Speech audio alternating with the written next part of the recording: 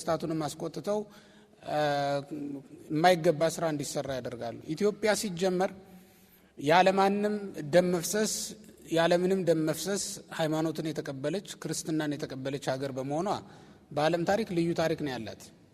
እንደ ሌሎቹ አይደለችም። ኢትዮጵያ ከኢየሩሳሌምም ትበልጣለች፣ ከግብጽና ከሌሎችም ትቀድማለች። በምን ከተባለ መብለጧ ዓለም በሙሉ ክርክር ላይ ነበረ። ገና ሌላው ቀርቶ ዘመዶቹ አይሁድ እንኳን ገና ክርክር ላይ ነበሩ። ጨልሞባቸው ሩቅ ቢሲ ወልደ ዮሴፍ እያሉ ነበር። ዘለሊና ናምር አባሁ ወሞ እያሉ እኛ እናትና አባቱን አናውቃቸውም፣ እሱ ደግሞ እኛን ያስተምረናል እያሉ ገና ክርክር ላይ ነበሩ። እና እነሱ በዚያ ሁኔታ ውስጥ እያሉ ኢትዮጵያ ግን ነዋማይ መኑ ይከላኒ ተጠምቋለች። ምክንያቱም ስትጠብቅ ኖራለች። አስቀድሞ በንግስተ ሳባ አማካኝነት ቅስቀሳ ልካለች። ታሪክ ለማጥናት ሄዳ ነበር ኢትዮጵያ። በኋላም አቤሜሌክ የነብዩ የኤርምያስ ደቀ መዝሙር የነበረው ኢትዮጵያዊ ሰው የክርስቶስን መምጣት ደጅ ለመጥናት ለመጠባበቅ መጥቶ ይሆን ወይስ ገና ነው፣ ዘመኑ ደርሶ ይሆን አልደረሰ ይሆን ለማለት ለደጅ ጽናት ነበር እዚያ ሄዶ የተቀመጠው፣ ለሌላ ጉዳይ አይደለም። ያን ጊዜ በዚያ ዘመን ዲያስፖራ የሚባል ነገር የለ እንዳሁኑ። እዛ ሄዶ ምን ወሰደው? በዚያ ዘመንስ ኢትዮጵያ ምን አጣችና ነው እዚያ ሄዶ የሚኖረው? ምንም አልነበረም ችግሩ። ያውም በዚያ በመከራው ዘመን ነው እዛ የነበረው እሱ። እና እዚያ ሄዱበት ምክንያት ነገረ ስጋዌን የአምላክን ሰው የመሆን ጉዳይ ደጅ ጥናት ላይ ስለነበሩ ነው። ኢትዮጵያም ይኩነኒ ብላ ነው የተቀበለችው። ይሁን ይደረግ ብላ አምና ተቀበላለች። አባ ጊዮርጊስ ሲገልጣት ምን ይላታል?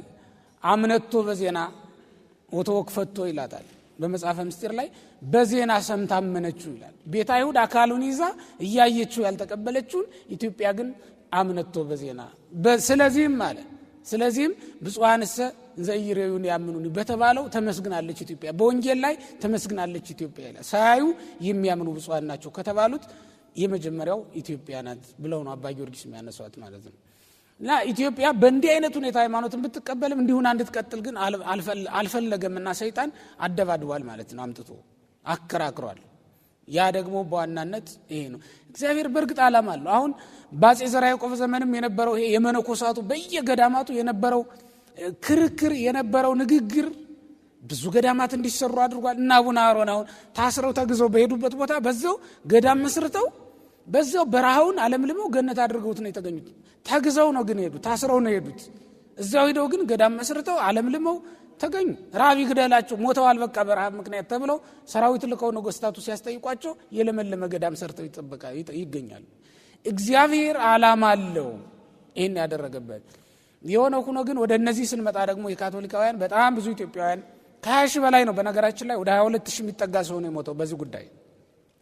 ጉባኤም የሚደረግ የነበረው ብዙ ጊዜ በእንደዚህ አይነት ሁኔታ ችግር ይፈጠር ስለነበረ ወደ አንድነት ለመምጣት ስለሚታሰብ ነገስታቱ ያንን ይፈልጉ ስለነበረ ነው ሊቃውንቱን ሰብስበው ጉባኤ የሚያደርጉት ማለት ነው። እና እንግዲህ በሀገራችን የሚታወቁ ጉባኤያት አሉ። ያዘዞ ጉባኤያት የሚባሉት የደንቀዝ ጉባኤ በጨጌ ገብረ ጊዮርጊስ ሲመራ የነበረው ዋናውና ብዙ ጊዜ የሚጠቀሰው እሱ ነው እንደውም። እና የቦሩ ሜዳው በጣም ተጠቃሽ ጉባኤያት የሚባሉት ናቸው። በ1881 ነው የተደረገው የቦሩ ሜዳ ጉባኤ። የደንቀዝም ደግሞ እንደዛው። እነዚህ ጉባኤያት በዋናነት ብዙ ስራ የተሰራባቸው ጉባኤያት ናቸው።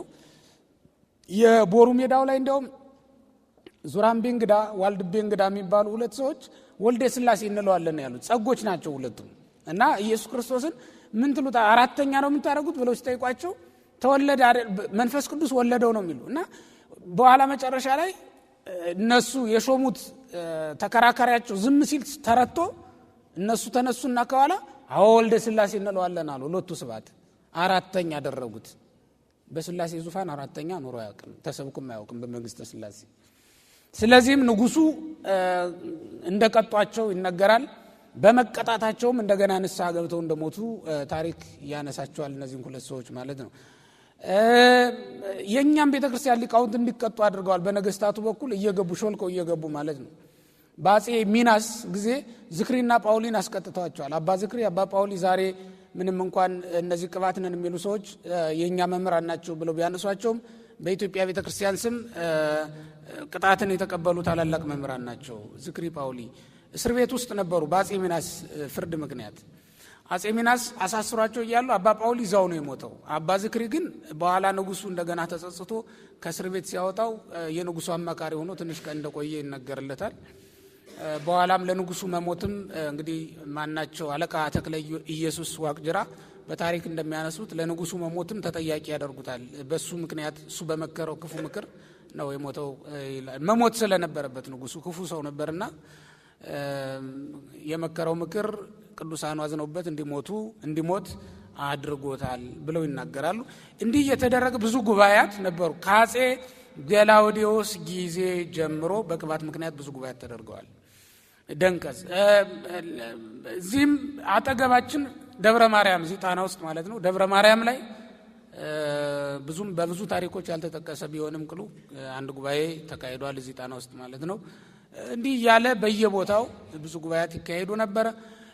እንዲያው ከዚህም በላይ ግን ዋናው በጣም አስቸጋሪ የነበረው በሸዋም ብኔት ጸጋ በጣም አከራካሪ የነበረው ማለት ነው። ማናቸው መንግስቱ ለማ በጻፉት መጽሐፍ ያለቃ ለማ ትዝታ መጽሐፍ ላይ ታሪክ ተጠቅሶ ታገኛላችሁ። በእነ ሚጣቅ አማኑኤል ላይ ይደረግ የነበረውን እዚያ የነበሩ ሊቃውንት ያደርጉ የነበረውን ቫንኮቨር አካባቢ ይደረግ የነበረውን እሳቸው በዘመኑም ስለነበሩ ባጼ ቴዎድሮስ ዘመነ መንግስት ስለነበሩ ባጼ ምኒልክም ነበሩ። እሳቸው የነበረውን በአይናቸው ያዩትን ሲተርኩት ሲያወጉት ስትሰሙ በጣም በሊቃውንቱ መካከል አለመደራረስን፣ መናናቅን፣ መለያየትን ፈጥሮ እንደነበረ ነው የሚያሳየው ማለት ነው። እና ጉባኤያቱም ይደረጉ የነበረው መገዳደሉ እንዲቆም፣ መኳንንቱ መሳፍንቱም እንዲከራከሩ እንዲስማሙ እንዲደረግ ነበር ጉባኤያቱም ይደረግ የነበረውና ብዙ ጉባኤያት ነው የተደረጉት። እንግዲህ ለዚህ ጊዜ በሚመጥን ሁኔታ እናቅርበው ከተባለ ይሄ ነው ሊሆን የሚችለው። እግዚአብሔር ይስጥልን።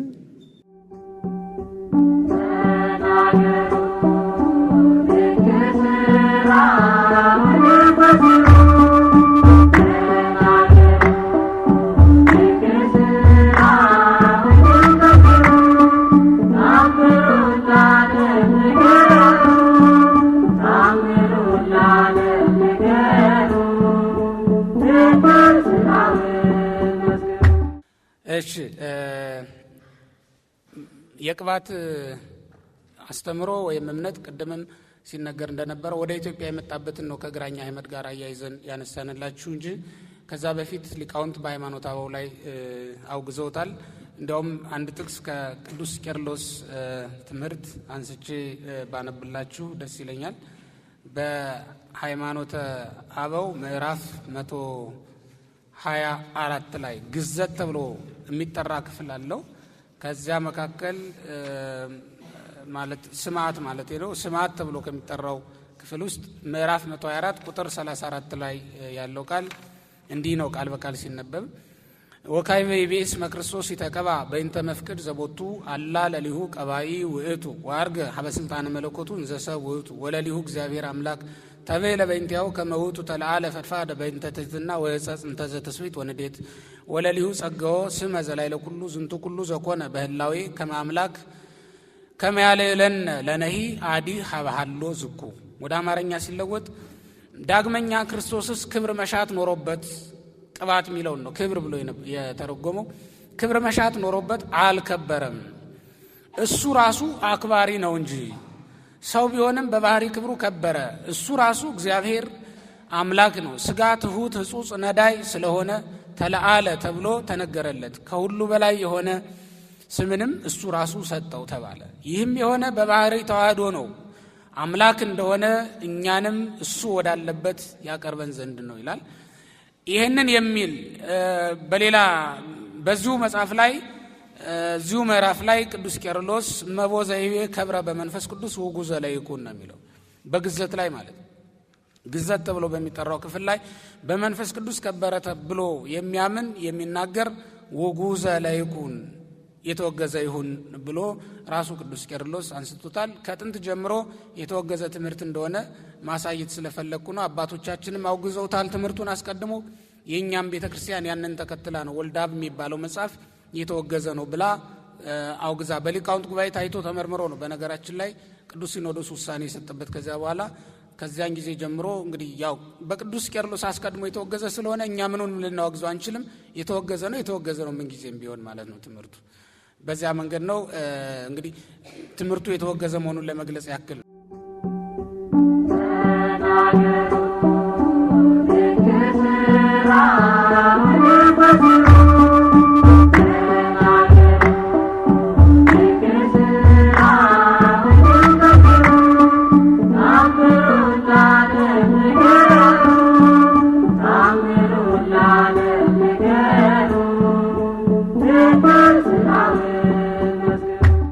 ነው እንግዲህ እግዚአብሔር ሃይማኖታችንን በተለይም ደግሞ ታላቁን የተዋህዶ ጉዳይ አንስተን እንድንነጋገርም ስለፈቀደልን ስሙ ለዘላለም የተመሰገነ ይሁን።